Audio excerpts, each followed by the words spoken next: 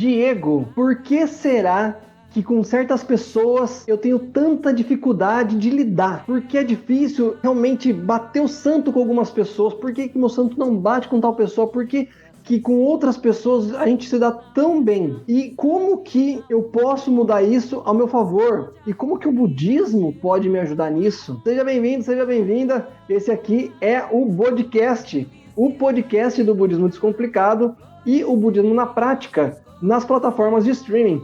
Spotify, Deezer, Apple, entre outras. São 20 plataformas aí que a gente está passando, né, cada dia mais nas podcasts. E se você acompanha a gente, e eu sei que a gente já está em mais de 11 países, dá um oi pra gente, ou vai lá no Instagram da livraria Bud Store, ou no Budismo na Prática _ e fala com a gente, para que a gente possa conhecer vocês, né, e a gente tenha realmente uma interação cada vez maior. Mas aqui no YouTube ou nas plataformas, seja bem-vindo, seja bem-vinda. E essa é uma pergunta que realmente acontece, não é verdade, o Alex? Você já pensou nisso? Por que será que é tão difícil de lidar com certas pessoas e por que eu me dou bem com tantas outras? É uma pergunta bastante polêmica. Eu queria até comentar uma experiência que eu tive já há muito tempo atrás. Na escola que eu estudei, no ensino médio, aí tinha um cara lá que era da minha sala que eu não ia com a cara dele, nem ele com a minha. Aí ficamos assim durante meses, né? Até que eu tive a oportunidade de conversar com ele e comigo. Até hoje, o cara é meu grande amigo, depois de 20 anos. Olha, era só uma má impressão, né? Mas depois que eu fui me aproximar de mim também, e aí eu percebi que não é nada daquilo. E a gente é amigo até hoje, né? São 20 anos de amizade. Que interessante, que interessante. Por que eu falo que é interessante? Porque é, às vezes, uma má comunicação, né? E essa sintonia que a gente vai conversar hoje, colocando termos budistas, colocando conceitos budistas, a gente vai entender o que essa sintonia ou essa falta de sintonia realmente ela acontece. Porque, no seu caso, né, você teve uma primeira má impressão ali, mas depois se resolveu. Mas e aquela pessoa que você está vivendo no dia a dia, você já conversa, você já tem interação com ela, mas mesmo assim o santo dela não bate com o seu, ou você não consegue conversar, né? Às vezes a gente tenta conversar, mas parece que a pessoa não tem um filtro na cabeça dela, que você fala abobrinha, chega chuchu na cabeça dela. Poxa, mas eu tô falando batata, chega rabanete lá. E por que, gente? Por quê? Isso a gente vai trazer no podcast, no podcast de hoje, através de um conceito budista que ele vem lá desde o século V depois de Cristo, que é da China, do budismo dos médios dias da lei, que vem através de um conceito chamado os 10 estados de vida.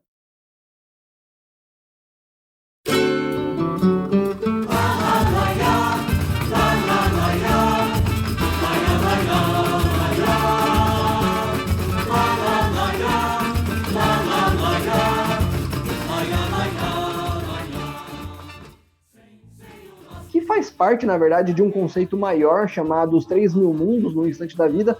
Não vou falar dele completo hoje, vou falar dos 10 estados de vida, que já é uma base muito forte. Esse conceito ele foi explanado pelo Buda Tiantai, o Buda dos médios dias da lei, na China, e ele mudou bastante, radicalmente, o rumo do budismo ali, porque quando ele, através do Sutra do Lótus, ele explanou esse conceito dos 3.000 mundos, e a gente vai falar aqui principalmente dos 10 estados de vida, ou também chamado de os 10 mundos, as pessoas começaram a entender cada vez mais a questão do porquê ela tem aquele temperamento. E esses 10 estados de vida, ou esses 10 mundos, é justamente isso. São 10 estados de temperamento, 10 estados de humor, 10 estados de espírito, que todos nós temos. O Sutra do Lótus, ele fala justamente isso, que todos nós temos todos esses mundos, todos esses estados de espírito dentro da gente. E quando a gente se deixa levar, a gente oscila muito entre todos eles, mas se você praticar o budismo, você dá um freio nisso, você pega e consegue dar uma controlada. E isso é onde a gente vai chegar até o fim da nossa conversa, porque esse é o fio da meada. Como, Diego? Como, Alex? Que eu pego e uso isso a meu favor? Essa aqui é a pergunta de $1 milhão. E eu vou dar essa resposta para você, hein? Vamos lá.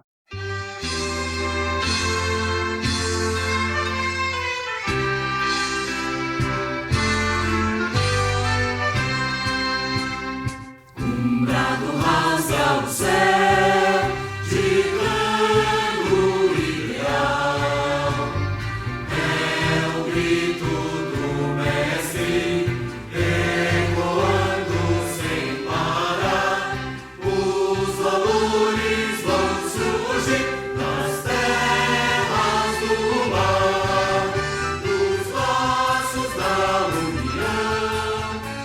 você ainda não conhece o conceito dos 10 estados de vida, ele mostra, como eu falei, que são 10 estados de espírito, né? 10 estados de humor que você tem. Todos os seres humanos, pelo menos, todos os seres vivos têm esses 10 estados. Porém, quando eu falo mais dos seres humanos, é porque nós temos uma coisa diferente, né? Que nós temos aqui a consciência, a racionalidade. Já os outros bichinhos não têm. Então, realmente, eles nem percebem o quanto eles têm. Eles ficam mais ali numa coisa mais instintiva. A gente vai comentar sobre isso também. Mas nós temos a consciência, nós temos a percepção.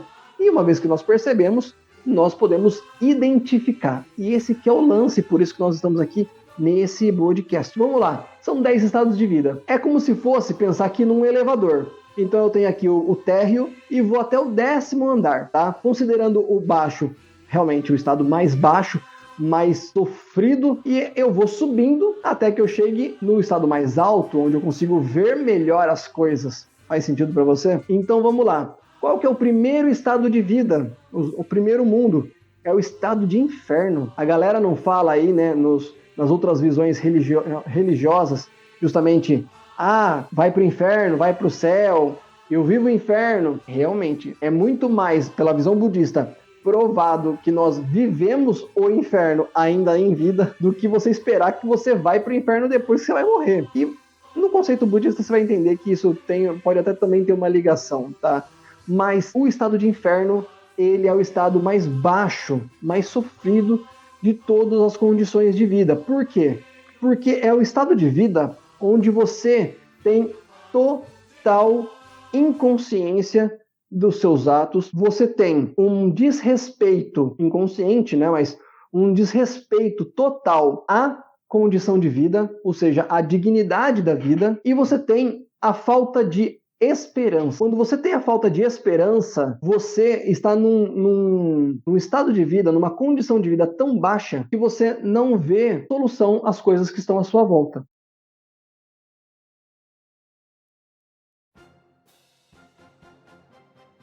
Então o estado de inferno, ele é realmente uma condição onde você desrespeita tanto a sua condição de vida, quanto a condição de vida do outro. Exemplos, quando a pessoa ela está enfurecida e ela mata, ela se suicida. Um estado depressivo, onde a pessoa já não tem uma tristeza profunda, onde ela não tem esperança, né, de mudar uma condição de vida, ela não vê mudança, não vê saída para o que ela vive, né? Então, esse tipo de condição, onde chega inclusive até o ponto de matar ou morrer ou se matar, né, é um estado de inferno.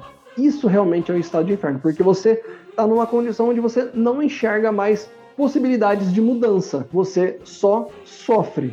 E é muito profundo isso, porque chega nesse desrespeito onde você não dá o valor para o que você vive, não dá valor para o que o outro vive. Às vezes isso pode ser sutil, e eu vou explicar melhor como que isso pode acontecer, mas de uma forma fácil de entender é essas mais horrorosas, essas mais grotescas, onde realmente pessoas podem agredir, né? A agressão física, a agressão verbal ainda não é, mas o desrespeito, o ódio, ele já é um sinal ali do estado de inferno. Depois tem o estado do quê? O estado de fome.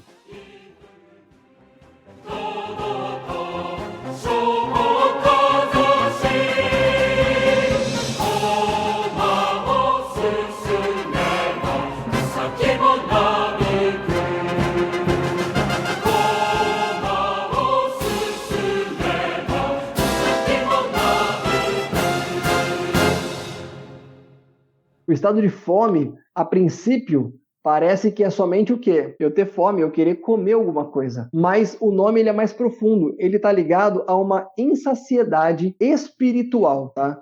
Então, o que seria o estado de fome? Se você for pensar na comida, na verdade, é a gula. É essa ansiedade, essa gulodice de você não querer mais parar de comer, né? A pessoa que ela come, ela come excessivamente, ela passa do ponto. Se eu for trazer isso já para um ambiente mais espiritual, seria o quê? Os vícios, tá? Pessoas que viciam em jogos, pessoas que viciam em álcool, pessoas que viciam em drogas, ela está no estado de fome. Por quê? Porque ela chegou numa condição onde aquilo é compulsivo, não se vê o fim. Se eu considerar também uma outra visão sobre o estado de fome, é aquela pessoa gananciosa. O que é a pessoa gananciosa? É a pessoa que quer tudo de outras pessoas, ela quer mais do que ela pode ter, ela quer mais do que os outros têm, ela quer mais sem precisar. E uma condição que está ligada a isso, ela quer chegar lá e ela faz qualquer coisa para chegar lá.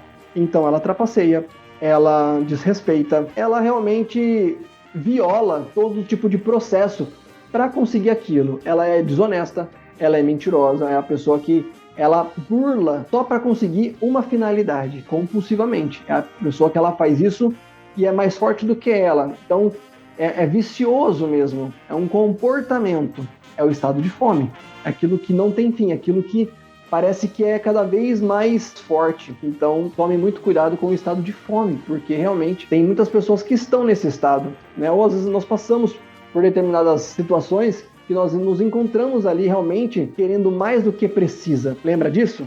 Pensa na sua vida aí, você vai perceber alguns pontos onde você às vezes fala assim, poxa, exagerei, excedi, né? Não precisava de tudo isso. Então você passou ali pelo estado de fome. Depois disso, tem o estado de animalidade.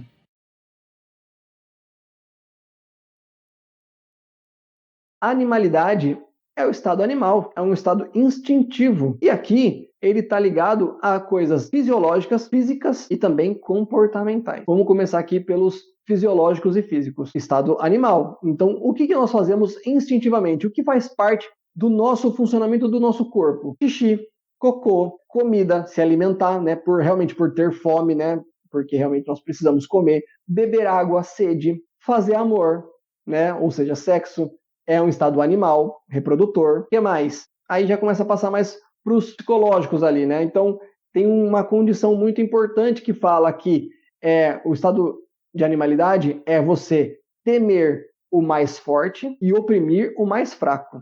Como assim, Diego? Por ser um estado emocional, por ser um estado instintivo, pode perceber, às vezes, você vê, seja na sua casa, seja no ambiente que você está, você tem, de certa forma, mais facilidade de brigar com algumas pessoas, mas com outras pessoas, você dá uma recuada. Por quê? Porque, de alguma forma, você teme aquela pessoa que você dá uma recuada, ela te gera ali um impacto visual ou um impacto primitivo mesmo. Você sente que aquela pessoa, de alguma forma, ela é mais forte que você. Já o outro, se você tem uma propensão a brigar mais com ela, você inconscientemente já acha aquela pessoa mais fraca, né, de um estado animal. Então você conhece mais os pontos fracos daquela pessoa. Já uma outra pessoa ali que você teme, talvez você não conheça os pontos fracos, ou você até perceba que você tem mais pontos fracos que ela, e aí você dá aquela recuada. Então, o estado de animalidade, ele dá justamente essa condição de temer o mais forte, oprimir o mais fraco e agir instintivamente de acordo com o que você tem ali de primitivo no seu corpo, na sua vida, e você precisa para sobreviver. Isso é o estado de animalidade. Então, por exemplo, falando aqui de oprimir, de temer, né? Às vezes no trabalho, tem gente que morre de medo do chefe, na verdade. Porque, de certa forma, ele pode fazer o quê? Pode mandar você embora. Ou você tem medo de perder o emprego, independente do chefe. Ou você é chefe e, às vezes, né, algumas pessoas que são chefes oprimem, né, ou abusam, né? Abusam, assim, né, de forma... Algumas humilham, algumas, enfim, né, aproveitam demais da bondade dos funcionários, né, exageram ali no ponto. E a pessoa que está ali de funcionário, poxa, estou precisando desse emprego e tal, e ela sucumbe, né, a isso.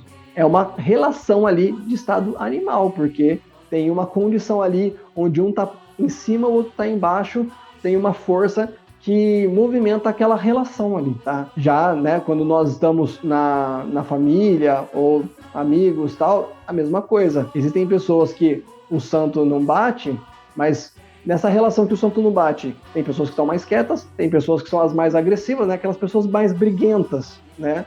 Por quê? Porque de alguma forma, naquele contexto social, ela tem uma postura, ela tem uma soberba, ela se sente mais empoderada e ela sente quem ela consegue oprimir de certa forma. E já a pessoa que está, né, numa posição mais baixa ali, ela está se sentindo assim. É o estado de animalidade. E assim, todo mundo tem o estado de animalidade, porque faz parte dos 10 estados. Então você pode perceber, todas as pessoas, elas passam por isso. Elas temem algumas pessoas e oprimem outras, tá? Pode perceber. Às vezes é uma coisa simples. Às vezes é o pai com o filho. Às vezes é o filho com o pai. Ou com a mãe.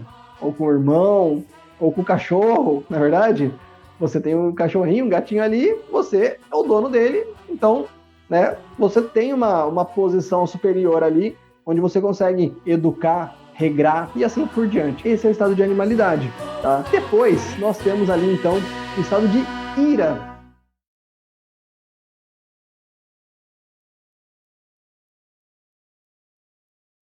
E o estado de ira, ele é muito fácil de confundir com o estado de inferno. Por quê? Porque o estado de inferno, a gente já acha que por ser o inferno a gente vai ficar atordoado, bravo, enraivecido. E por que parece aparentemente, né, que o estado de inferno está logo no começo e o estado de ira é 3 estados depois? Bom, para a gente pensar e ilustrar isso, a gente até coloca como se fosse uma escadinha. Mas não tem necessariamente uma posição onde um é maior do que o outro. Tá tudo ali no mesmo balaio, tá? E o que está mudando de um estado para o outro, no caso desses dois ainda, estado de inferno para o estado de ira, é uma linha muito tênue, é realmente uma coisinha muito, muito estreita ali que de um você parte para o outro. Por quê? O que é o estado de ira? O estado de ira é a raiva, é a negação, é você não aceitar aquilo. Então é uma condição externa que você não aceita. Você, com certeza, tem uma forma de pensar, um raciocínio lógico sobre aquilo, você quer que seja daquela forma, de repente vem uma pessoa ou alguma coisa e fala, não é assim. Aí você fala, poxa, não é assim, eu não quero desse jeito. A pessoa fica o quê? Enfurecida, né? Assim como um filho que fica bravo ou, né, e chora porque a mãe tirou alguma coisa, deu um castigo. Você fica muito doido ali, né? Porque você não quer aquilo. É uma negação. Você não aceita. Porém, qual que é essa linha tênue da raiva? Lembra que eu comentei no outro estado de vida, falei do ódio? É exatamente essa é a linha tênue. Por quê? Porque na raiva você vai esbravejar, você vai soltar fogo pela boca, você vai falar um monte de coisa, mas ainda assim você não vai gerar nenhum tipo de ação física, por exemplo. Tá? Onde você vai desrespeitar a vida do outro ou desrespeitar algum material. Por exemplo, estou enraivecido aqui. Se eu pegar aqui uma borracha e jogar na parede, já estou agredindo. Aí eu já pulei para o estado de inferno. Da mesma forma que eu posso, na raiva, dar um soco em alguém, ou eu posso dar um chute, ou eu posso dar uma facada, ou eu posso dar um tiro, ou vice-versa. Então, é uma linha tênue. Duas pessoas podem estar ali discutindo aos berros, mas no momento que uma encostou na outra, já entrou no estado de inferno. O estado de inferno, assim, é uma coisa tão cotidiana na sociedade que a gente vive, né? Principalmente na mídia. Porque eu, particularmente, não vejo televisão, não vejo noticiários, nem canais abertos. Eu gosto de ver documentários sobre vida animal, aquilo que possa agregar algum valor para mim, né? Instruir. Mas, pelo que eu percebo, as pessoas dão muita atenção para noticiários. E é muito fácil, a partir do noticiário, entrar no estado de inferno, porque a todo momento é uma notícia com base de crueldade, né, que geralmente envolve uma criança, uma senhora idosa, um senhor idoso, e aquilo faz a pessoa se identificar e acaba entrando no estado de inferno ali, né, de forma sutil, sem perceber. E também na rua é a mesma coisa. A gente está sujeito a acontecimentos que são absurdos, porque se a gente não tiver sabedoria, a gente acaba se envolvendo e também entrando naquele estado de inferno. Uhum. Você vê que tudo cerca a gente nesse sentido, né? No objetivo de fazer a gente sair do nosso estado de equilíbrio para entrar no estado de vida rebaixado. Sim. Bom, e você falou uma coisa muito importante que eu vou chegar lá daqui a pouco, na questão de o que a gente vê na televisão, por exemplo, né? Realmente, a gente vê, né, o estado de vida da mídia, das pessoas, às vezes até numa arte, numa pintura, sei lá, em alguma coisa, no celular. A gente consegue, inclusive, entrar no mesmo estado de vida que essa pessoa. Mas ainda tô no quarto estado de vida, hein? Eu ainda falei do estado de ira. E falando dessa diferença, né? O que é ira? Raiva, negação, não aceitação, né? Que te deixa bem pé da vida mesmo, até o momento onde você passa do limite e agride alguma coisa, você desrespeita, você viola qualquer espaço, né? O espaço da pessoa, o espaço, né, dos materiais, né? Tem gente que quebra as coisas, né? Tem gente que joga na parede, né? Ah, eu estava com raiva. Meu, você estava com ódio. É muito pior, né? Porque uma pessoa realmente somente com raiva, por mais que ela esteja esbravejando, ela provavelmente, se ela estiver só com raiva, ela não vai quebrar nada, tá? Mas, e pode perceber, eu particularmente não vejo sentido nenhum a pessoa descontar quebrando alguma coisa. E até se isso acontecer, a pessoa depois que passar a raiva tem que comprar tudo de novo, né? Então, eu acho até que eu não quebro nada porque eu fico pensando no dinheiro. Ah, É, vai quebrar isso aqui, eu vou ter que comprar outro. Então, mas é isso, essa é a linha tênue, né, do estado de ira e do estado de inferno. E são estados realmente baixos que realmente faz a gente ficar muito mal. eu queria até complementar, eu vejo que a mídia ela reforça muito isso, né? Através da televisão, do rádio, dos jornais também. Não tem assim uma cultura de bondade, né? Porque eles entenderam muito bem que as pessoas gostam de notícias ruins. E isso dá audiência. Porque toda vez que tentaram colocar um programa que fosse benéfico para a população, que levasse o estado de vida da pessoa, está abaixo a audiência. Então eles entenderam isso. Uma fórmula. Vamos falar sobre violência, né? Vamos falar sobre isso e tal, porque isso dá audiência que a gente precisa vender um produto do nosso patrocinador. E Mas olha aí, só que interessante, pode falar. isso gera um caos na sociedade, né? Um caos cada vez mais complexo. Porque uma notícia ruim que aparece na mídia, ela tem a responsabilidade de fazer com que aquela pessoa que assista, ela tome a mesma iniciativa. Por exemplo, um filho agrediu o pai fisicamente. Isso aparece na mídia. Então, aquele filho que assiste esse noticiário, ele não está bem, assim, emocionalmente com o pai, com a família, ele pode acabar se inspirando naquela notícia que ele acabou de assistir e tomar a mesma ação. A gente vê isso o tempo todo, né? Então eu acredito que o trabalho da mídia está no sentido de deteriorar a sociedade, não, assim, elevar. É por isso que eu me distanciei da televisão nos canais abertos de noticiário por causa disso. Eu não concordo, entendeu? Sim. Eles têm responsabilidade no que está acontecendo dentro da sociedade, no sentido de tumultuar. Sim, exatamente. E você falou uma coisa que levantou, assim, realmente um ponto muito importante, que é a questão do que a mídia passa, o que ela ativa na gente, né? Ela, como você falou, ela entende o que move o Ibope. E olha só, esses 4 estados mais baixos que eu falei até agora, são os 4 estados mais baixos que são realmente muito fácil serem movidos pela reatividade, né? Ainda tem mais 2 aqui que tá nesse bolo, porém, esses, inferno, fome, animalidade e ira, eles são muito reativos de fato, né? Quando você instiga qualquer um deles, você tem respostas, a motivação deles é física mesmo, né? Como você falou, a pessoa tá ali assistindo o jornal e ela tá vendo e vivendo, né? Vendo e vivendo cada vez mais, como eu posso dizer, criminalidade, ela tem uma propensão muito grande a viver fora da televisão ali também e enxergar só o quê? Esse mundo de criminalidade. Porque ela viveu aquilo, né? Aquilo foi instigado nela. Aquilo da Ibope vira um ciclo vicioso. A pessoa ela fica assistindo cada vez mais, no dia a dia, na vida real, ela enxerga só esse tipo de coisa e fomenta cada vez mais. Então, quer dizer, os 4 estados mais baixos de vida aqui, eles são muito mais reativos, mesmo assim não são os únicos, né? Entrando no 5º estado de vida, é o estado de tranquilidade. Poxa, Diego, mas tranquilidade? Sim, é o estado de tranquilidade, você está tranquilo. Talvez você esteja aqui assistindo a gente, ouvindo a gente aqui, você esteja no sofá, ou na cama, ou, né, no carro, não sei.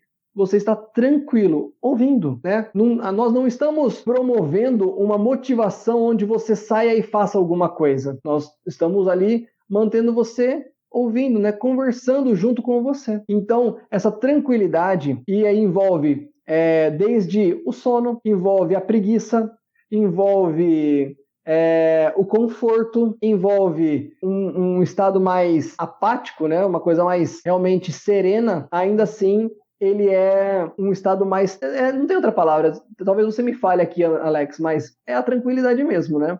Você está realmente muito mais ali sem muita ação, né? Um estado mais parado. Porém, ele ainda faz parte. É natural do ser humano, né? Que é tranquilidade. Tranquilidade. É natural. E se a pessoa perceber, ela está no equilíbrio dela, né? Porque do contrário disso é desequilíbrio. Quer dizer, ansiedade, insegurança, medo é desequilíbrio. A tranquilidade é aquilo que todo mundo deveria vivenciar todo dia, constantemente, então, mas infelizmente não é assim, né? Então, mas tudo tem o lado bom e o lado ruim, né? Que nem eu falei. Parte ruim, por exemplo, de muita tranquilidade é a preguiça. É uma pessoa procrastinadora. É uma pessoa que ela deixa as coisas ali porque, como você falou, é uma coisa do ser humano. Nós, como seres humanos, como Homo sapiens sapiens, né, como evolução do homem, nós viemos ali, né, do homem da caverna, e ao longo de milhares de anos, qual foi a evolução, mas que ainda tem resquícios daquela época que o ser humano tem? O ser humano, o cérebro do ser humano, o corpo, ele faz duas coisas. Ele busca o conforto, que é o prazer, e ele busca a sobrevivência. Então, por exemplo... Fugir da dor também, né? Fugir da dor. Então, a sobrevivência, ele foge da dor e, né, guarda a energia, e é a tranquilidade. Se você se mantém muito nesse estado, você realmente deixa de agir para com o que você deseja no seu dia a dia, porque você está numa zona de conforto muito sólida. E isso, como eu falei, tem o lado bom e o lado ruim. Até certo ponto, lógico, você busca o conforto, mas se você se instala nesse conforto e você se priva de qualquer tipo de dor, né? E dor, seja psicológica, seja de mudança, seja física, óbvio, né? Ninguém quer sentir dor física, mas se você simplesmente se privar de todas elas, você só vai ser uma vida ali, uma planta no mundo, tá? Você não vai fazer nada. Isso, você não vai produzir nada. Oi? O que fortalece nosso caráter como ser humano são os momentos de dores, são as dificuldades, né? Desafios que a gente enfrenta. E isso nos fortalece para viver com sabedoria. Sim. Agora imagine se você nunca tivesse uma frustração na vida e aí tivesse que enfrentar o mundo nessa condição.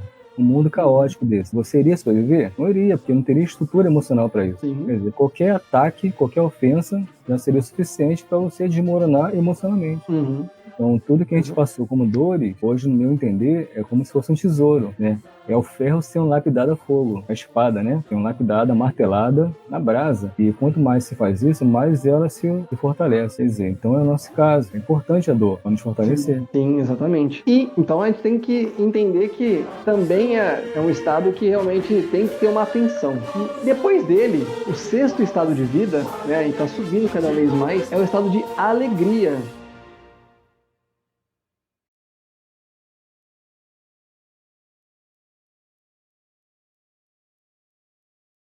Que as pessoas confundem muito com a felicidade. Diego, mas felicidade não é também você estar alegre? Sim, você pode estar feliz e alegre. Você pode estar alegre e pode não ser feliz. Esse é um ponto considerável, muito importante, a que você aprende, inclusive, conhecendo esses estados de vida. Porque nós chamamos o estado de alegria de felicidade relativa. Ou seja, qualquer tipo de alegria que você tem nesse estado, ela está relativo a alguma coisa, foi condicionado. Você riu por causa de uma piada, ou você sorriu porque uma criança, né, porque você viu seu filho ali, ou você sorriu e ficou contente porque você ganhou um presente, ou alguma coisa que você atingiu, alguma meta. Sempre está relativo. Nesse estado de vida, você não fica alegre sozinho, né? Ah, Diego, mas outro dia eu tava rindo sozinho em casa. Tá, com certeza você estava pensando em alguma coisa, você lembrou de uma piada, você lembrou de algum momento, e você deu aquela... Né, você riu ali sozinho, né? Pode ser um sorriso de realmente de felicidade, pode ter sido um sorriso de lembrar de uma coisa engraçada, mas foi relativo a alguma coisa, tá? E você sabe, né? Várias pessoas são muito sorridentes, e pode perceber, não sei se você já viveu isso, mas às vezes eu já passei por isso. Ah, mas você ri muito, você sorri muito. Daí a pessoa fala, não, mas eu tô rindo de nervoso, eu tô rindo de vergonha, eu tô rindo porque é a minha forma, né, de expressar esse sentimento, né, uma coisa meio compulsiva. Ou seja, a risada, né, que é o estado de alegria, de euforia, ele tá condicionado a alguma coisa, né, nunca tá sozinho. Essa alegria geralmente é muito provisória, porque eu posso citar como exemplo, é quando a gente ganha algum presente, a gente queria muito, não só na fase adulta, mas até na infância. E aí, passando o tempo de posse desse presente, semanas, talvez até dias, aquele presente não tem mais tanta importância pra gente. Quer dizer, a alegria acabou. Né? Aquela coisa se tornou algo natural que se mistura a outras coisas. E a gente começa a pensar o quê? Um próximo motivo da próxima alegria. E a gente quer mais presente. É como se fosse uma busca interminável pelo sentimento de alegria associada a algum bem material. É o que a gente vive hoje, né? As pessoas estão o tempo todo buscando alegria. E elas tentam buscar isso através de um bem material. De um apartamento, de uma casa, de um relacionamento, de emprego, e por aí vai. Os exemplos são infinitos, né? Mas Exatamente. quando alcança e passa o período de êxtase, daquela alegria. E aqui é o próximo. Isso não para, é quase que infinito. Agora, a felicidade é uma coisa bem diferenciada, né? Dessa alegria provisória, assim, relativa. Exatamente. Porque ela não está condicionada a nada, né? Externo, né? Externo, exatamente, externo. A felicidade é uma condição interna. O seu externo pode estar um caos, mas dentro de você está no paraíso. Isso é felicidade. Mas vamos chegar lá, calma. Você tá dando spoiler da coisa aí, Alex. Espera um pouco, né? A gente está no 6º estado de vida ainda, que é o estado de alegria. Mas sabe o que é a maior característica? A gente chegou no 6º. E não é porque são 10 que eu tenho 5 ruins e 5 bons. Na verdade, todos têm o lado ruim, todos têm o lado bom. Na verdade, tem um que só tem o lado bom, né? Mas a maioria tem esses dois lados. E não se divide também 5 e 5. Na verdade, para você meio que considerar bom e ruim assim, você considera os 6 primeiros que são esses, tá?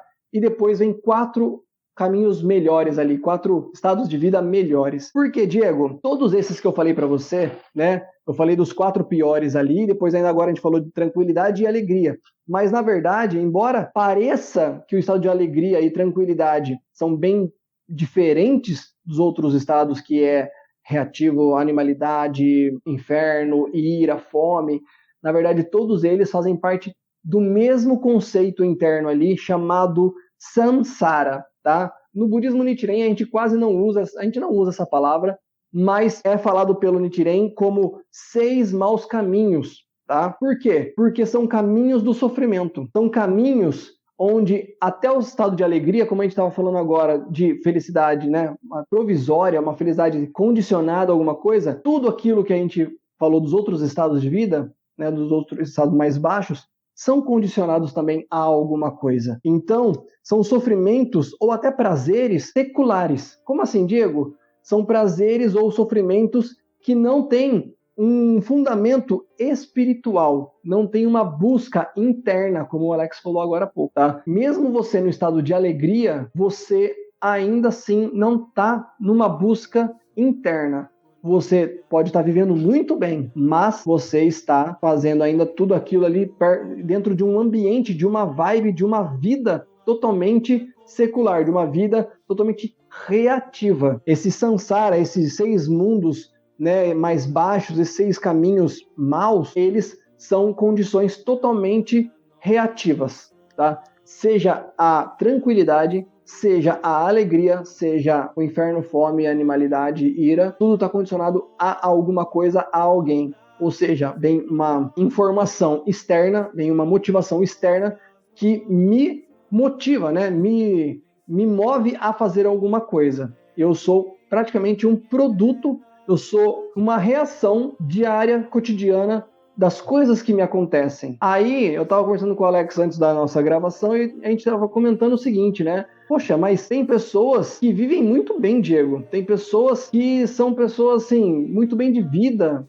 tranquilidade e tal. E, poxa, mas ainda assim elas são condicionadas às coisas? Sim, porque elas não estão vivendo realmente com esse mundo espiritual interno. E o que acontece? Nesse 6 maus caminhos, como a gente já conhece a lei de causa e efeito, eles estão muito mais reacionários, eles estão reativos e toda a existência que a pessoa ela tem é produto de uma reatividade. Ela pode ter vivido essa vida muito boa, né? Aparentemente, financeiramente, né? Com ganhos materiais, tal. Porém, ela ainda assim, ela não criou causa para que ela possa evoluir espiritualmente. Significa que numa próxima existência ela vai voltar para a mesma condição de vida.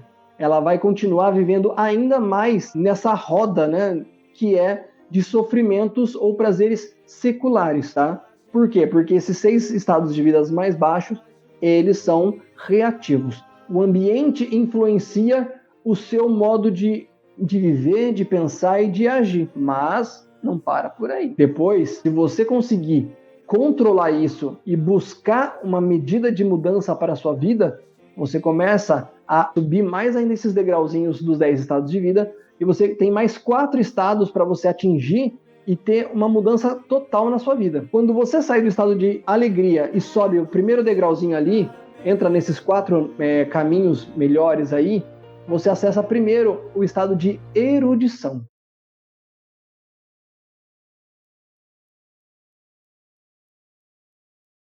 O que é erudição? Erudição é aprendizado. Se você está assistindo aqui a gente, você está aprendendo com a gente, está relembrando pelo menos esse conceito, ou aprendendo esse conceito, você está nesse momento no estado de erudição. Todo tipo de informação que você capta, que você adiciona na sua vida, no seu dia a dia, pode ser uma pequena notícia, pode ser um aprendizado, pode ser alguma coisinha. Você adicionou e você naquele momento atingiu o estado de erudição. Mas, olha só que interessante, falei agora até a palavra notícia, por exemplo.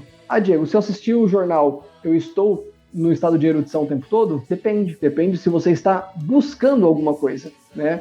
Tem pessoas que usam a televisão como se fosse igual o cachorro olhando a máquina de assar o frango, né? Fica ali, não pensa em mais nada, né? Só quer comer, por exemplo. Tem gente que assiste televisão desse jeito, né? A mídia realmente trabalha, como você falou, Alex, para que a gente possa ficar preso ali, né? Preso ali olhando.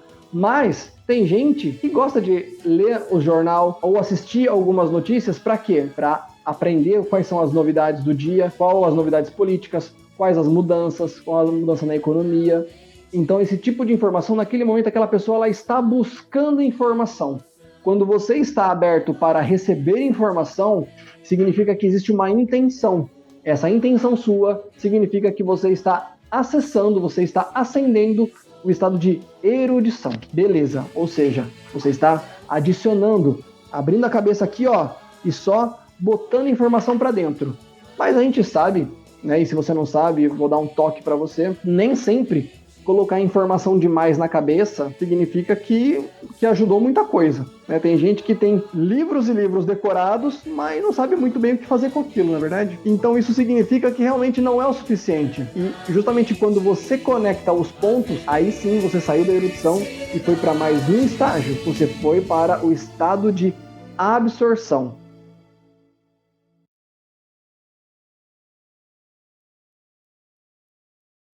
Você pode ter lido um livro inteiro. Eu mesmo, eu sou meio avoado, né? Eu tenho sintomas aí de TDAH, né? Déficit de atenção. Se eu leio um livro muito rápido, eu não absorvo nada. Eu posso ter lido o livro em 1 hora, mas você me perguntar logo em seguida, Diego, o que você entendeu? Eu vou falar, não entendi absolutamente nada. Mas, para que eu possa entender, eu vou lendo devagar, eu vou grifando, talvez eu anote alguma coisa. E quando aquilo que eu fui lendo vai me fazendo sentido, aí sim eu acessei aquele novo estágio que é o de absorção. Ou seja, aquele conteúdo começou a fazer sentido na minha vida. Aquilo foi absorvido na minha essência. Uma forma de, como eu falei para você agora, né, eu preciso grifar, escrever, pensar ali, colocar exemplos. Ou seja, experienciar. Quando você aprende uma informação e você vive aquilo até na prática, você, né, faz uma experiência, você vive aquilo, você exercita aquilo, você está vivendo na prática, aí você está no estado de absorção. Então, quer dizer, aprender bastante é uma coisa, exercitar, né, fazer o exercício daquilo, aplicar na sua vida, é o estado de absorção, porque aí você está fazendo realmente aquilo fazer parte da sua vida. Eu sempre me dei bem na matéria de história na escola, porque eu descobri que se eu copiasse o conteúdo, eu decorava. Aí eu passei a utilizar essa técnica. Aí a matéria de história que cai na prova, eu trazia para casa e reescrevia tudo, ia decorando. Aí eu me dava bem na história, sempre tinha uma nota boa. E até hoje, quando eu preciso decorar algum texto, é dessa maneira, escrevendo. Parece que existe uma conexão entre a nossa mão, a caneta e o cérebro, né? Mas é. E aí eu consigo decorar aquele conteúdo e assimilar melhor. E assim sempre funciona para mim. Mas tem outras pessoas que funcionam de outra maneira. Para aprender, para absorver informação, tem pessoas que são mais visuais, tem pessoas que são mais auditivas, tem pessoas que são uma junção dos outros, né, dos dois, tem pessoas que são mais sinestésicas, no meu caso, inclusive. Eu aprendo mais fazendo. E isso, né? Ou seja, você está absorvendo informação, mas como você está experienciando ao mesmo tempo, você está fortalecendo. Voltando até, inclusive, naquela última encontro que a gente teve, Alex, falando sobre PNL, né, de programação neurolinguística, em determinado momento nós falamos sobre as sinapses neurais e até o processo cognitivo, que é o quê? A informação entra na nossa cabeça e todo o caminho que a informação ela faz nos nossos neurônios até chegar ao quê? No momento que a gente executa a informação. E quanto mais a gente aprende aquilo, né, mais forma um caminho, como se fosse uma trilha no mato. Quanto mais eu ando, mais eu fortaleço, né, mais eu abro aquele caminho. É exatamente isso. Aprender lendo, recebendo informação é um primeiro passo, mas realmente absorver na sua vida é cada vez mais você executando aquilo, né? Então você pegou e aplicou, quanto mais você faz, mais você tem absorção na sua vida. É o estado de absorção. Então quanto mais você pratica, mais você está aprendendo. E como você falou, tem várias formas de você aprender. Inclusive, tem até imagenzinhas aí, principalmente em canais de empreendedorismo, falando como que você aprende, né? Então tem meio que umas porcentagens lá, não vou saber de todas, mas a que mais absorve informação de aprendizado é ensinando. Isso é, inclusive, uma coisa que eu adoro, né? Porque seja aqui nos vídeos ou até na minha vida profissional, eu já gosto de palestrar e dar treinamento há muito tempo e posso te dizer, né? Quem dá aula, quem dá palestra, quem dá treinamento, com certeza aprende muito mais quando está falando do que quando está só ouvindo. Porque quando a gente está aqui trocando ideias, né? Seja com um amigo, inclusive as pessoas que deixam aqui os comentários, e eu vou adorar saber quem deixar o comentário aqui para poder dar a sua opinião sobre esse assunto, a gente aprende muito mais, porque a gente aprende pontos de vista diferentes e conecta com os nossos, e isso vai fortalecendo cada vez mais o nosso conhecimento. A gente conversou nos bastidores sobre aquela palestra que eu assisti hoje, né? E teve uma coisa que foi muito interessante, que eu estava até assim distraído, mas quando a pessoa falou aquilo, eu levantei para anotar. Ele disse assim, olha, quando a gente ajuda, nesse momento o cérebro libera dopamina, serotonina, né? Uhum. São hormônios do bem-estar. Então, quanto mais você ajuda, mais você tem hormônios liberados no seu organismo, de prazer e bem-estar. Então, por que não ajudar sempre? É algo interessante, né? É interessante. Porque pensa, mas é você ajudar sem interesse de retorno algum. É simplesmente porque você ajuda e você é recompensado pelo seu próprio organismo, que produz hormônio compensador, que é a dopamina e a serotonina. E olha só, né? A gente tava falando aqui, você tá falando de ajudar, eu falei agora há pouco de dar palestra, treinamento, ou seja, falar. Quando você aprende, aí você tá no erudição, aí você começa a executar para realmente fortalecer o seu conhecimento, ou seja, você começa a absorver, né? Porque você começa a exercitar, a executar, a experienciar aquilo, você absorve. Mas no momento que você já está absorvendo tanto, experienciando tanto, executando tanto que você já está compartilhando informação com o outro, ou seja, já ensinando o que você falou, né, o que você aprendeu, significa que você atingiu mais um estado de vida, você subiu mais um degrauzinho, que é o estado de Bodhisattva.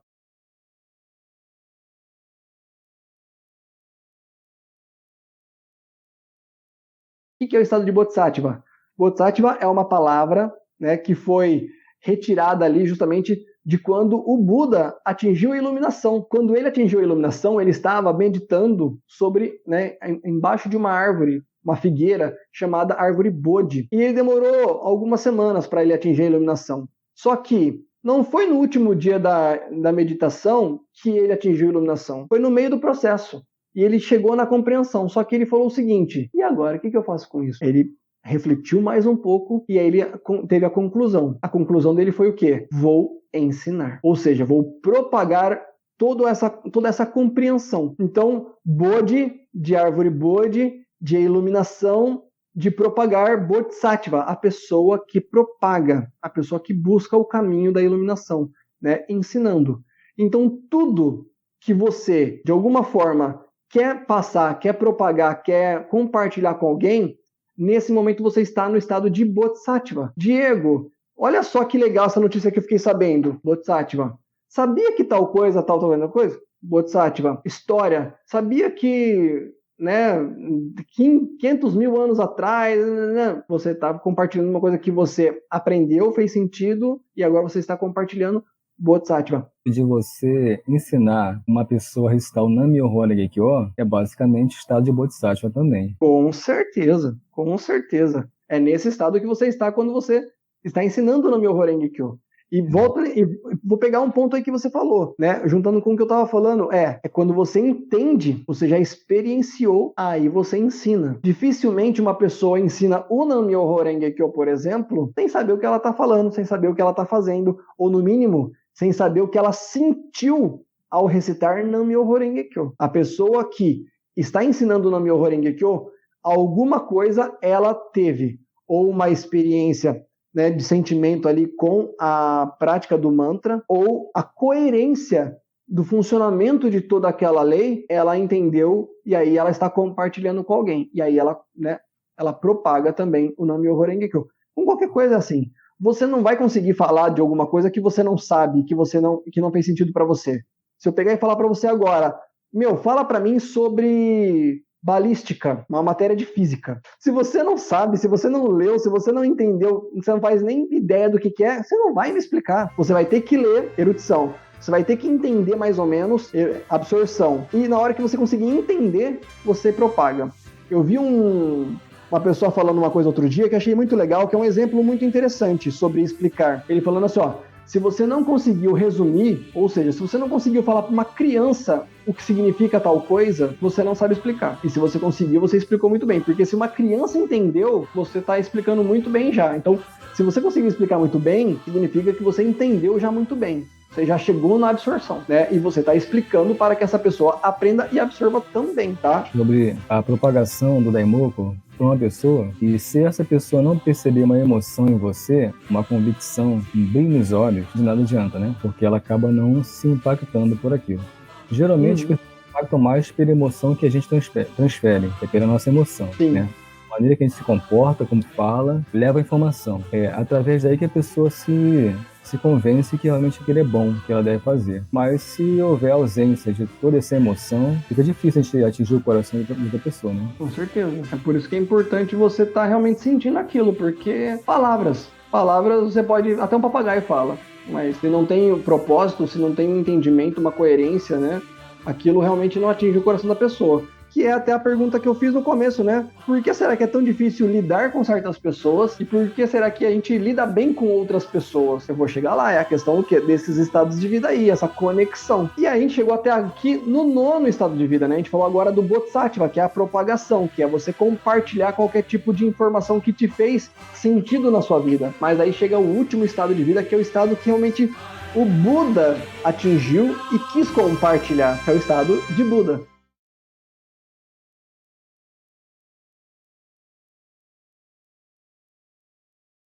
Muita gente que não conhece o budismo, não conhece os 10 estados de vida, fala do céu e do inferno.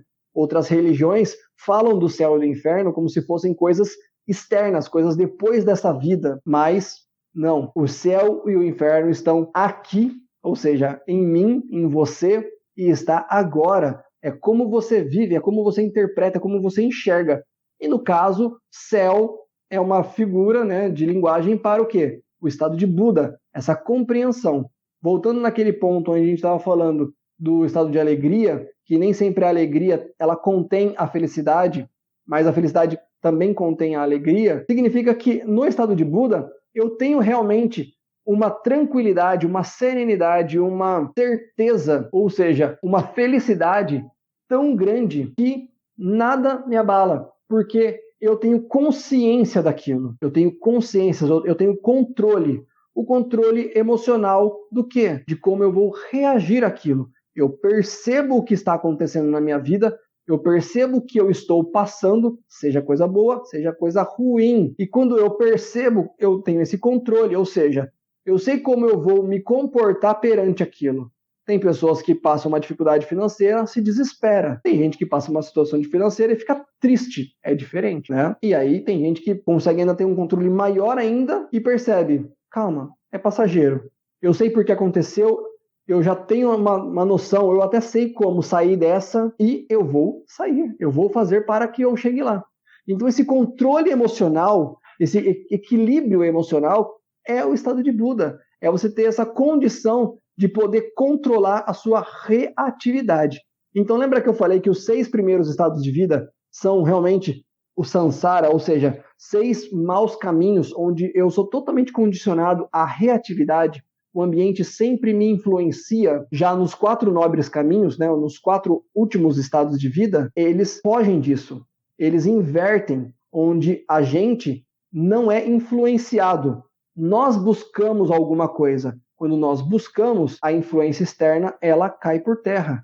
Né? Não é porque está chovendo que eu não vou, sei lá, na biblioteca ler, buscar um livro. Não é porque eu não, né, que eu não vou na faculdade assistir aquela aula importante ou não vou perder uma prova. Esse tipo de coisa. Eu estou em busca, eu estou no controle da situação.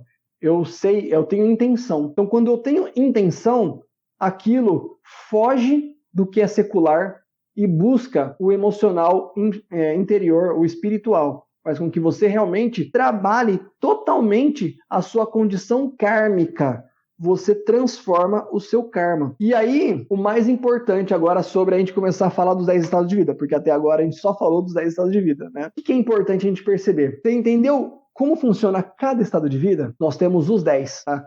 Todos nós temos os 10. E todos nós oscilamos pela maioria dos 10, tá? Ou até pelos 10. Mas numa condição geral, se você é influenciado mais nesses 6 estados de vida mais baixos, dificilmente você vai estar sem, né? Não tem como você sem intenção estar nos outros 4. Então você vai estar na maioria oscilando. E quanto mais você for reativo, mais você está ali, ó, nos 6 estados de vida. Você fica cada vez mais preso naquilo. E se você está aqui, já no estado de erudição, você consegue começar, então, perceber. Você está entendendo que, através de estados de vida, eu posso perceber, eu posso identificar, codificar cada situação que eu estou vivendo. Opa, mais um pouco eu bato no estado de inferno. Opa, essa pessoa está querendo me trazer para o estado de raiva, estado de ira. Opa, estou muito preguiçoso. Opa, estou com ciúmes, estou com inveja. Opa, tô sendo muito influenciado aqui, ó. Uma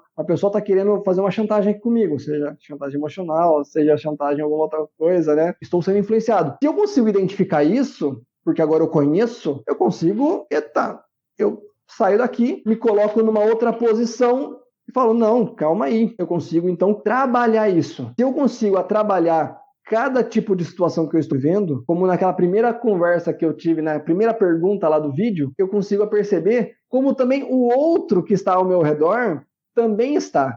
Opa, aquela pessoa ali, ela vive no estado de inferno ferrenho. Opa, aquela pessoa ali sempre está com, né, um estado de fome muito complicado. Essa pessoa aqui é um estado de tranquilidade sólido, né? Nossa, é muito forte ali. E aí você consegue também ajudar essas pessoas, né? Começa a dar um toque para essa, começa a falar sobre aquela, começa a evitar outras, você começa a mudar a sua vida.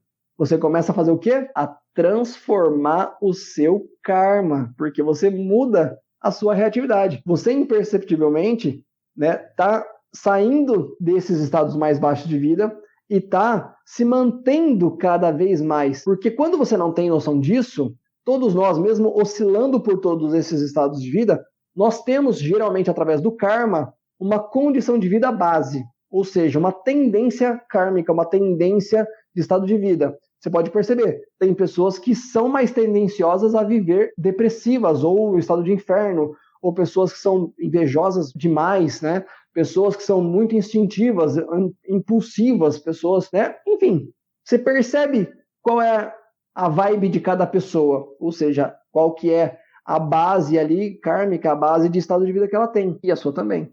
Então, qual que eu estou hoje? Qual que eu tenho sido mais? Coloca aqui, quem estiver assistindo, comenta aqui, qual é o estado de vida que você mais se identifica ser o seu mais tendencioso? Eu, muitas vezes, me vejo no estado de fome. Eu tenho uma certa impulsividade na comida. Então eu tenho que trabalhar muito isso. De verdade, eu tenho que trabalhar muito, porque senão eu já tô querendo comer alguma coisa, nossa, muito. Então eu venho mantendo um estado de tranquilidade. Tranquilo. Não tô procrastinando não, tá? Mas olha, agora você me fez lembrar de um ponto importante, que é o segundo passo de eu entender os 10 estados de vida. Lembra que eu falei que os 10 estados de vida, ele faz parte de um conceito maior, que são os 3.000 mundos? Parte desses 3.000 mundos é eu entender que dentro, eu tenho 10 estados de vida. Dentro de cada um, eu tenho os 10 estados de vida também. Aí vira uma soma, né? Que se eu tenho 10 estados de vida e dentro de cada um eu tenho os 10 estados de vida de novo, então aqui já são 100 estados de vida. Significa que numa condição geral, eu vivo 2 estados de vida ao mesmo tempo. Um condicionando o outro. Quer ver como é fácil entender isso? Por exemplo, eu também sou uma pessoa muito tranquila, mas impulsiva na comida, entendeu?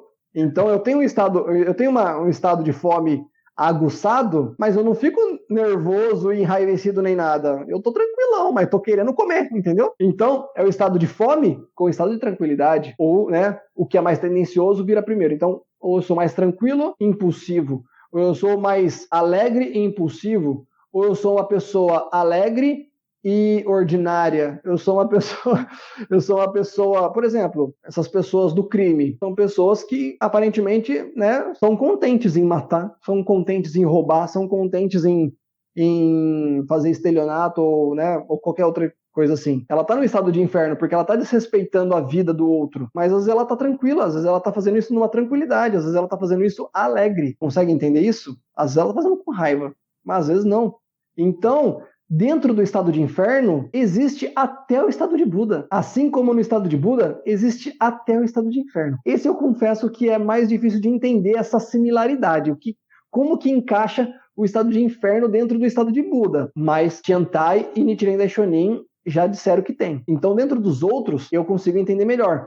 Um exemplo que você mesmo acabou dando ali no meio da conversa, Alex, falando da televisão. Você está assistindo televisão, assistindo o Datena, assistindo esses canais aí que só fala de tragédia e de polícia e de não sei o quê, a gente conversou naquela hora lá, era o estado de inferno, não é? Mas você tá tranquilo ali, entendeu? Ou eles pegam e condicionam você dentro do estado de inferno, aí também para um estado mais impulsivo, estado animal, porque você, né, acaba entrando naquela vibe de oprimir o menor e né, ter medo de não sei o quê, consegue entender? Olha só como o negócio é interessante e de uma atenção muito importante. Tem pessoas que querem aprender como roubar, por exemplo, né? Como que eu roubo um banco?